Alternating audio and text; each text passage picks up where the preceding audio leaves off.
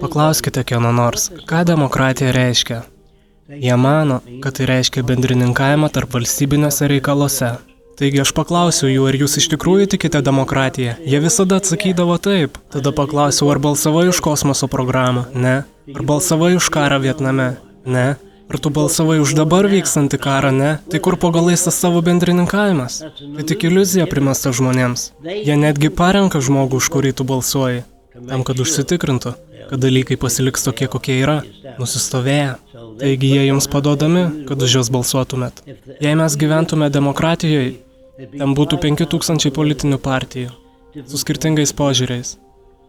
Tikroje demokratijoje mes tai turėtume. Visų požiūriai būtų išreikšti per televiziją ir radiją. Tu renkiesi ir ją išjungti.